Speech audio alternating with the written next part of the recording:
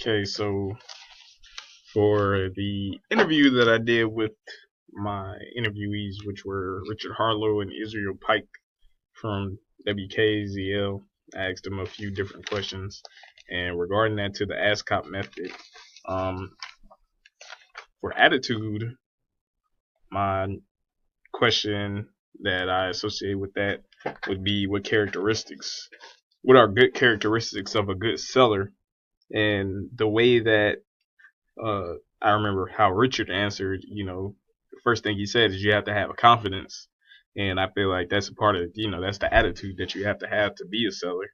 And of course, Israel said the same thing. They also say you have to be selfless, and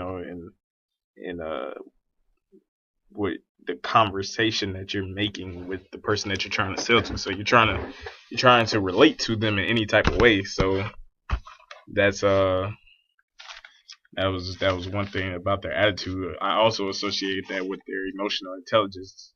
You being selfless, so you have to be able to relate to the person that you're trying to cater to. Also, as well, uh, skills.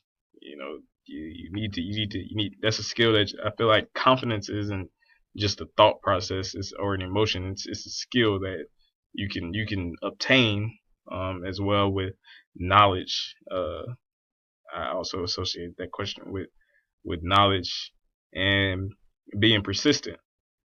If you're persistent, you I feel like you have to be confident to be persistent in situations. Um, Another question that I associated with the emotional intelligence was my second question is what was the biggest challenges that you have faced in media sales, and the answer was the preconceived notion of what sellers are, and that people are conditioned to say no, and you have to have emotional intelligence to be able to deal with somebody saying no, because if you hear no, and that can either ruin your day or you can shake it off. And I also associated that with being persistent, because you hear no, you can hear no once from that same person, but you can find a way to get them to say yes, or you can hear no and keep going and find somebody else that says yes. Also associate that with preparation, because you need to be prepared to hear somebody to say no. And also with knowledge, you have that knowledge that some people might not want what you're offering, and that just because the third out of fourth person said no doesn't mean the fourth person is gonna say no. Some skills, I associated that with the fourth question, which was which sales strategies does the station use the most, and that was pinpoint the desired need.